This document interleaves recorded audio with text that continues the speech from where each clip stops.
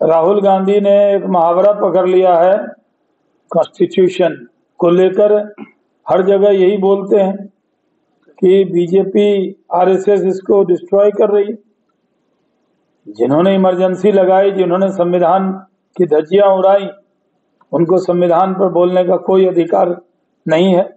जब वो देश के बाहर जाते हैं तो लीडर अपोजिशन के नाते सारी मर्यादा तोड़ देते हैं, और यहाँ भी आते हैं तो क्या क्या बातें कर रहे हैं, जिलेबी बना रहे हैं बातों का। कह रहे हैं जिलेबी 100 लोग बना रहे हैं, उनकी सरकार आएगी तो 30,000 कारीगर जिलेबी बनाएंगे। बताइए, 40,000, 50,000, पूरा वर्ल्ड भी क्या उस जिलेबी को 50,000 कारीगर बनाएगा तो मध्य प्रदेश के हर ब्लॉक में खिलाना पड़ेगा, यूपी के हर ब्लॉक में खिलाना पड़ेगा, राशन की दुकान में बांटना पड़ेगा। कहना क्या चाहते हैं? बड़ा एहसान करेंगे, बड़ी कृपा की आपने, इतना बड़ा शीश महल छोड़ेंगे तो नींद कैसे आएगी। यहाँ तो आतिशी मरलेना कह रही है एक कुर्सी रख दी, चरण पादुका उनकी रख दी, राम लक्ष्मण से तुलना कर दी। राम लक्ष्मण तो पिता की आज्ञा मानकर जंगल गए थे, आप तो जेल गए थे और श्री राम से अपनी तुलना करवा रहे हैं, राम के नाम को भी बदनाम कर रहे हैं। आप जेल से बेल पर आए हैं, शीश महल तो खाली करना ही था, लेकिन दुख यह है कि आपको नींद कैसे आई। आदत हो गई है आपको महल में रहने की, कोई फर्क पड़ने वाला नहीं है। कांग्रेस पार्टी ने जितना भी जोर लगाना था लगा लिया, पूरी तरह कांग्रेस ने बांटने की कोशिश की हरियाणा को। सारी बिरादरियां भारतीय जनता पार्टी के साथ है और हम चुनाव जीत रहे हैं। महाराष्ट्र में गाय को राजमाता का दर्जा दिया गया, बिहार में आपकी सरकार है, और कर्नाटक के भी एक मंत्री ये बात कहते हैं कि सावरकर गोमांस खाते थे, मांसाहारी थे। देखिए, महाराष्ट्र सरकार को मैं धन्यवाद देता हूं कि उन्होंने गौ माता को राजमाता डिक्लेयर किया है। ऐसे तो गौवध पे प्रतिबंध है पूरे देश में, और पूरे देश के लिए वो गौ माता है और पूरे देश में गौवध बैन होना चाहिए, ये हम शुरू से चाहते हैं। बिहार में भी कर दिया जा रहा है, राजमाता का दर्जा बिहार में है ही तो गौ माता है। कर्नाटक के मंत्री, आप तो काउंटर इनको मौका ही नहीं दे रहे। सर एसटी हसन जो यूपी के समाजवादी, आप पूछ लीजिए।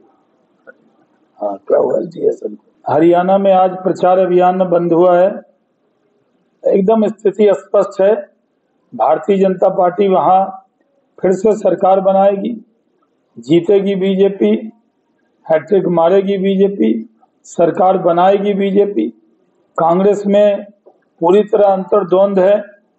कुमारी शैलजा सोनिया गांधी से मिलने गई, उनको मनाने के लिए राहुल गांधी फेल हो गए, तब प्रियंका गांधी फेल हो गई, तो उन्होंने सोनिया गांधी ने बुलाकर उनको मनाने की बात कही।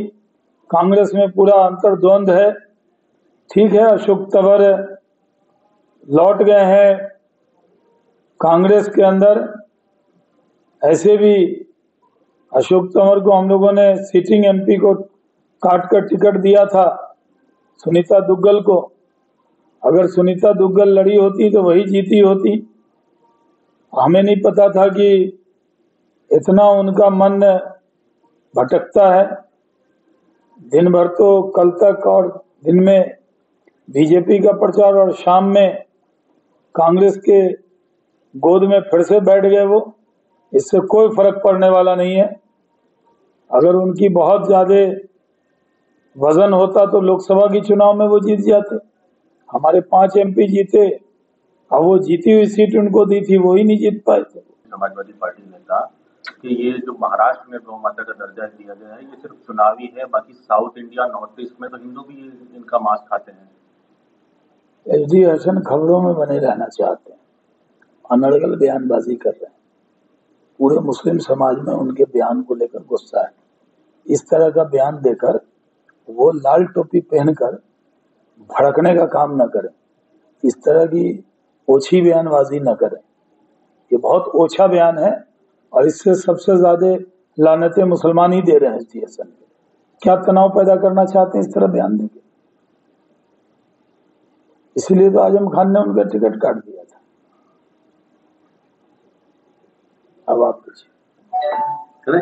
हाँ सर, कर्नाटक के स्वास्थ्य मंत्री वो कह रहे हैं कि सावरकर को लेकर कि वो गौमांस खाते थे, मांसाहारी थे, इसको लेकर नया विवाद खड़ा हो गया। स्वतंत्र वीर सावरकर के नाम को इस तरह कांग्रेसी बदनाम न करें। वो महान पुरुष थे, दो उम्र कैद काटी। मैं जब सिविल एविएशन मिनिस्टर था तो अटल जी के नेतृत्व में वीर सावरकर एयरपोर्ट बना था और पूरे देश के अंदर वीर सावरकर जी का सम्मान है। उनके कई मुद्दों पर विचार अलग होंगे, लेकिन उनका अपमान करने का अधिकार कांग्रेसियों को नहीं है।